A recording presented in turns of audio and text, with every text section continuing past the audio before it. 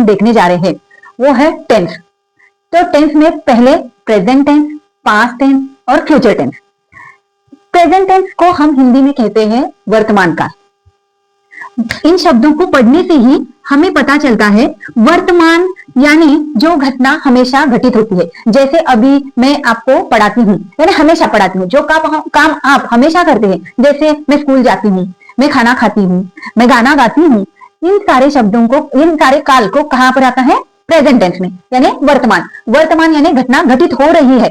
वर्तमान शब्द से ही हमें समझ में आता है, यानी प्रेजेंट टेंस। प्रेजेंट यानी अभी घटना घटित हो रही है। पास्ट, देखिए पास्ट शब्द को पढ़ने से ही हम समझ जाते हैं पास्ट, बीता हुआ कल। पास्ट यानी हमारा पास्ट, जैसे हम बीता हुआ कल, यानी क्या आएगा? भूतकाल। देखिए भूतकाल, इसे आसान और याद रखने के लिए हम कैसे कह सकते हैं? जैसे भूत यानी जैसे हमने भूत को देखा है कभी नहीं, तो इसका मतलब है कि जो घटना बीत चुकी है, जो घटना घटित हो चुकी है, वो कौन से काल में आएगा? भूतकाल में, और वो आएगा past tense. Correct. Future, future यानी भविष्य काल। देखिए इस शब्द को पढ़ने से ही हमें पता चलता है फ्यूचर। फ्यूचर हमने देखा है नहीं, उसी तरीके से ये फ्यूचर टेंस में आएगा भविष्य काल। अभी हमने तीनों काल का मतलब देख लिया। वर्तमान जो घटना घटित होती है, हमेशा होती है। भूतकाल जो घटना बीत चुकी है, जो घटना घटित हो चुकी है। भूत यानी पास्ट, हमारा पास्ट। फ्यूचर, फ्यूचर यानी जो घटना अभी घटित नहीं हुई है, आगे चलकर हो जाएगी। इस तरह से हमने पहले तीनों काल को देख लिया। अब इन तीन काल में से आगे उनके जो भेद है उन्हें भी हमें पढ़ना है। पहला इंडेफिनिट, दूसरा कंटिन्यूअस, तीसरा परफेक्ट और चौथा है परफेक्ट कंटिन्यूअस। इंडेफिनिट को भी हम कह सकते हैं सामान्य वर्तमान काल। क्या कहते हैं? सामान्य वर्तमान काल। कंटिन्यूअस अपूर्ण वर्तमान काल। अपूर्ण वर्तमान काल, यहां पर मैं इसके शॉर्ट शब्द लिखती हूं। परफेक्ट पूर्ण वर्तमान काल और पूर्ण और अपूर्ण वर्तमान काल।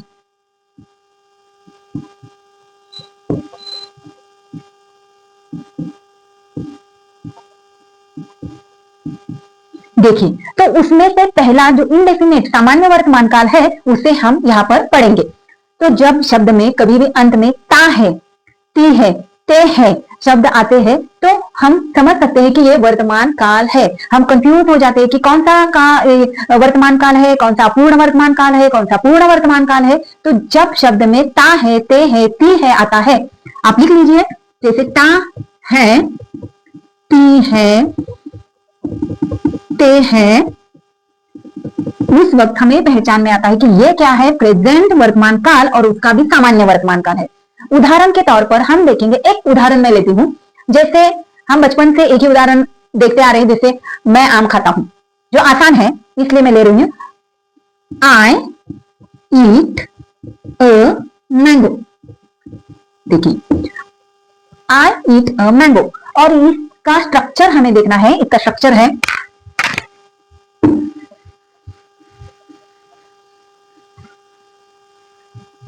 Subject plus verb plus object. ये बड़ा ही महत्वपूर्ण है कि इसमें स्ट्रक्चर हमें फॉलो करना ही है।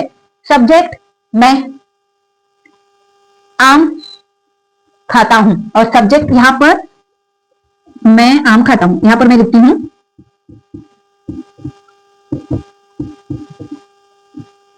देखिए मैं आम खाता हूं, लेकिन मैंने यहां पर कैसे लिखा? आई ईट अ मैंगो।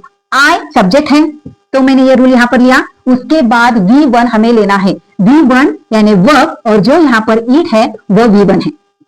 वर्ब और अ मैंगो क्या है? Object. I eat a mango, I eat a mango. उसी तरीके से आप दूसरा कोई भी शब्द ले सकते हो। जैसे मैं स्कूल जाता हूं, देखिए आई, उसके बाद go to school. Correct, I go to school. I के बाद क्या आ जाएगा? Verb go. To school object. तो हमने इसको, इस रूल को, इस फॉर्मूला को, इस स्ट्रक्चर को यहाँ पर इस्तेमाल किया। सब्जेक्ट, उसके बाद वर्ब और फिर उसके बाद ऑब्जेक्ट। यहाँ पर मैंने कोई भी हेल्पिंग वर्ब लिया। क्या हेल्पिंग वर्ब हमें पता है? जैसे is, am, are, word, were, have, has, had, ये सारे क्या है? हेल्पिंग वर्ब है। लेकिन यहाँ पर मैंने कोई भी हेल्पिंग वर्ब नहीं लिया। आमतौर पर बच्चे यहाँ पर गलती करते हैं, वो हमेशा she is going, I am coming, हमेशा एम, इज, आर या हैव हैड हैड यहाँ पर इस्तेमाल करते हैं, जिससे हमें यहाँ पर कोई भी शब्द इस्तेमाल नहीं करना है। यह इनडेफिनेट यानी सामान्य वर्तमान काल का रूल है। I eat a mango, I go to school, यहाँ पर कोई भी आप हेल्पिंग वर्ब सहायक क्रियापद इस्तेमाल ना करें। उसी तरीके से आप और अन्य कहीं वाक्य बना सकते हैं। जैसे देखिए मैं पढ़ाती हूँ, अभी देखिए मैं पढ़ाती हूँ, मैं का बहुत हो गया, तो वह पढ़ाती है। हम देखते हैं यहां पर मैं लिखती हूँ वह पढ़ाती है। She teacher English. देखिए यहां पर मैंने टीचर लिखा। हमें वर्ब पता होने चाहिए। जैसे ये वर्ब है लेकिन ये V1 है, तो V2 V3 हमें याद रखने चाहिए। V1 यहां पर मैंने टीचर्स क्यों लिखा, क्योंकि इसका भी एक रूल है। ही शी इट यदि आ जाए तो हमें यस और ईएस यानी सिंगुलर हो तो हमें सिंगुलर शब्द हो तो हमें ई और यस का इस्तेमाल करना ही है, यानी यस और ईएस। तो V1 यहां पर आता है शी टीचर्स इंग्लिश। यदि ही आया जाएगा तो क्या बोलेंगे आप, ही टीचर्स इंग्लिश। करेक्ट, ही टीचर्स इंग्लिश। और सपोज दे लिखेंगे तो देखिए दे आने के बाद, दे यानी क्या है, प्लूरल है। प्लूरल फॉर्म के वक्त क्या आना चाहिए, यस और यस आएगा क्या, करेक्ट नहीं आएगा। दे टीच लिखेंगे हम यहाँ पर। देखिए आप समझ जाइए कि सिंगुलर हो तभी हम यस और ईएस लगाते हैं, लेकिन प्लूरल फॉर्म के वक्त यस और ईएस नहीं लगाते। दे टीच इंग्लिश, यहां पर क्या आएगा, they teach English. Correct, they teach English. इसी तरह से यहां पर भी मैंने कोई भी हेल्पिंग वर्ब इस्तेमाल नहीं किया। दे टीच इंग्लिश, वह अंग्रेजी पढ़ते हैं। इसका मतलब क्या हुआ, वह अंग्रेजी पढ़ते हैं, वह अंग्रेजी पढ़ती है। ता है, ते है, ती है आने के बाद क्या होता है, प्रेजेंट वर्तमान काल में सामान्य वर्तमान काल यहां पर हमने सीखा, सामान्य वर्तमान काल। उसी तरीके से अन्य शब्द आप बना, जैसे आप पढ़ते हैं, हम पढ़ते हैं। We learn English. Correct, we learn. यहां पर मैंने वी लर्न कहा क्या, नहीं, क्योंकि वी क्या है, प्लूरल फॉर्म है और प्लूरल फॉर्म पर यस और यस नहीं लगता। यदि सिंगुलर हो तभी यस और यस लगता है। जैसे कोई नाम हो, जैसे रोहन, रोहन अंग्रेजी पढ़ता है। रोहन लर्न, यहां पर यस और यस आएगा। क्यों, क्योंकि वो सिंगुलर है। Rohan learn English. करेक्ट, तो यहां तक हम सीख चुके कि सामान्य वर्तमान काल का स्ट्रक्चर है सब्जेक्ट, V1 और ऑब्जेक्ट। सामान्य वर्तमान काल में पहले सब्जेक्ट लो, उसके बाद वर्ब लो और फिर उसके बाद ऑब्जेक्ट आना चाहिए। और दूसरी बात, यदि सिंगुलर हो तभी ही यस और यस आता है और प्लूरल फॉर्म के वक्त यस और यस नहीं लगता। यहां पर हमें कोई भी हेल्पिंग वर्ब नहीं लगाना है। और इसी वाक्य को हमें नेगेटिव अब कैसे बनाना है, देखिए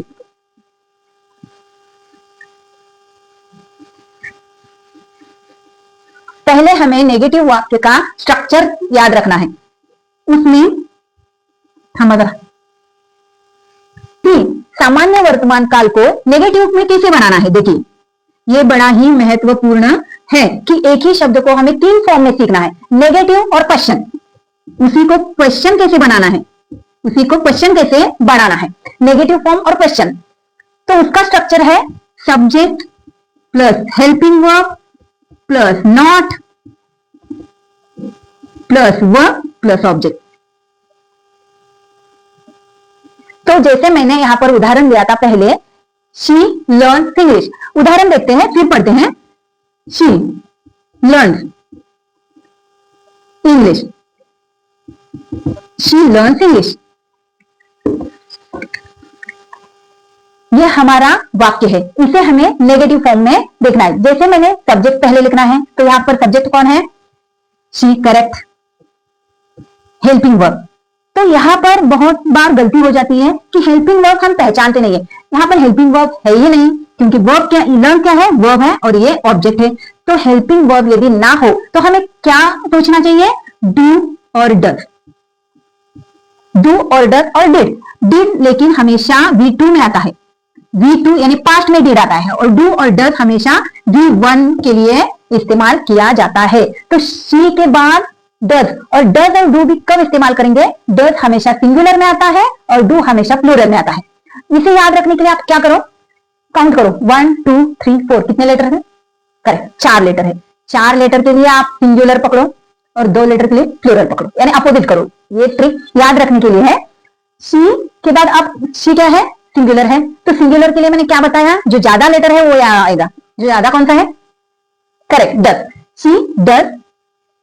तो हेल्पिंग वर्ब मैंने अभी बताया था, हेल्पिंग वर्ब कौन सा है, helping verb is, am, are, was, were, do, does, did, correct. तो यहाँ पर हेल्पिंग वर्ब ना हो तो हमें क्या देखना है, डू, डज या डिड। तो पहले मैंने क्या बताया, डू किसके लिए है, करेक्ट, प्लूरल, डज सिंगुलर, यहाँ पर शी सिंगुलर है तो मैंने डज इस्तेमाल किया।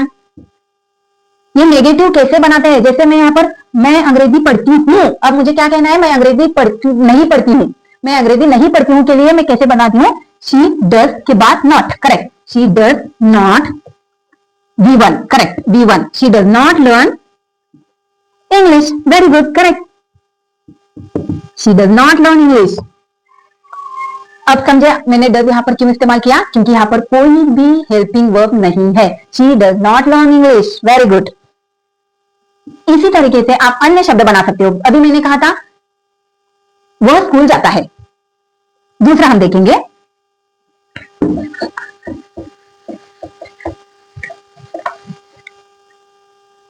he goes to school। Same वही स्ट्रक्चर हमें इस्तेमाल करना है, सब्जेक्ट ही, यहां पर भी कोई हेल्पिंग वर्ब नहीं है तो कौन, ही क्या है, सिंगुलर, तो कौन सा आएगा, डज।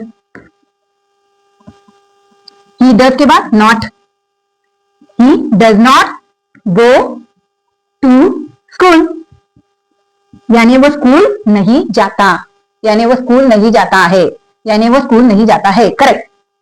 समझो यहां पर मैंने लिखा वे स्कूल जाते हैं, प्लूरल फॉर्म में।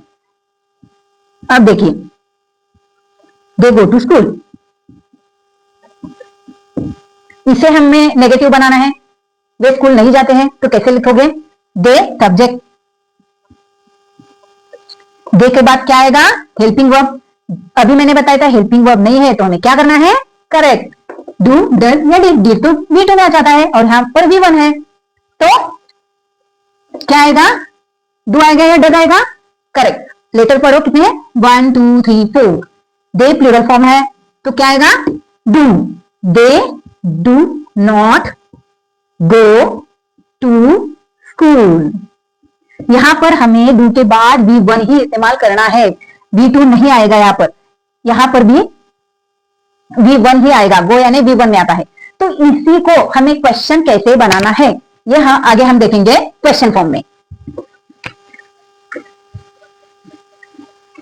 इन्हीं शब्दों को हमें क्वेश्चन कैसे बनाना है, तो क्वेश्चन हमारा कोई भी आम शब्द ले लो, कोई भी आम सेंटेंस ले लो, जैसे आई ईट अ मैंगो, देखिए आई ईट अ मैंगो, ओके। तो क्वेश्चन कैसे बनाना है, ये क्या होगा हमारा affirmative sentence, positive sentence, affirmative sentence. मैं आम खाता हूं यानी प्रेजेंट टेंस है और वो भी इंडेफिनिट प्रेजेंट टेंस है, तो इसे हमें क्वेश्चन बनाना है। तो पहले डायरेक्टली आप क्वेश्चन बनाने मत लगो, पहले उसे नेगेटिव बनाओ, पहले इस वाक्य को नेगेटिव बनाओ। तो कैसे हमें नेगेटिव बनाना है, आई हेल्पिंग वर्ब नहीं है, स्ट्रक्चर क्या बताया था मैंने उसका, आई के बाद हेल्पिंग वर्ब, तो हेल्पिंग वर्ब नहीं है तो आप क्या करेंगे, तो फिर से डू और डज और डिड, डिड तो V2 में आएगा और डू डज V1 में आएगा। I don't, very good, correct, I don't eat a mango, I don't eat a mango, मैं आम नहीं खाता हूं। तो इसे हमें, हमारा टॉपिक क्या है, हमें इसे क्वेश्चन बनाना है। तो क्वेश्चन का स्ट्रक्चर क्या है, पहले हेल्पिंग वर्ब, पहले हेल्पिंग वर्ब लेना है। तो यहां पर हेल्पिंग वर्ब कौन सा है, करेक्ट, डू, फिर उसके बाद subject, helping verb, subject, V1 and then object. ये हमारा स्ट्रक्चर क्वेश्चन का है। Do I eat a mango, correct, do I eat a mango, मैं आम खाता हूं क्या, इसका मतलब क्या हुआ, मैं आम खाता हूं क्या, do I eat a mango. तो इसे क्वेश्चन बनाने के लिए पहले हमें हेल्पिंग वर्ब आगे लेना है, फिर उसके बाद सब्जेक्ट और फिर उसके बाद वर्ब को लेना है। उसी तरीके से जैसे मैंने बताया था वो अंग्रेजी पढ़ती है, she learns English, she learn English, ये हमारा वाक्य है। इसे क्या करना है, क्वेश्चन बनाने के लिए पहले आप क्या करो, उसे नेगेटिव बनाओ। नेगेटिव बनाने के लिए क्या करना है हमें, शी डजंट लर्न इंग्लिश। फिर उसके लिए मैंने क्या किया, इसे क्वेश्चन बनाने के लिए पहले क्या लेना है मुझे, करेक्ट हेल्पिंग वर्ब डज, उसके बाद subject correct, does she learn English. वो अंग्रेजी पढ़ती है क्या, वह अंग्रेजी पढ़ती है क्या। इस तरह से क्या हो गया हमारा क्वेश्चन तैयार। इसी फॉर्मूला को इस्तेमाल करके आपको कई सारे शब्द बनाने हैं, लेकिन आपको याद रखना है कि प्रेजेंट टेंस में पहले सामान्य वर्तमान का structure subject plus verb plus object, उसके बाद नेगेटिव का क्या आएगा, सब्जेक्ट के बाद हेल्पिंग वर्ब, फिर उसके बाद नॉट और फिर उसके बाद वर्ब। लेकिन क्वेश्चन पूरी तरीके से डिफरेंट है, इसके लिए हमें हेल्पिंग वर्ब पहले लेना है और फिर बाद में सब्जेक्ट लेना है। उसी तरीके से आप कोई दूसरे अन्य शब्द बनाओ। आपके लिए मैं पूछती हूं, मैं अंग्रेजी पढ़ता हूं, तो इसका आप क्वेश्चन बनाकर बताइए। बाय।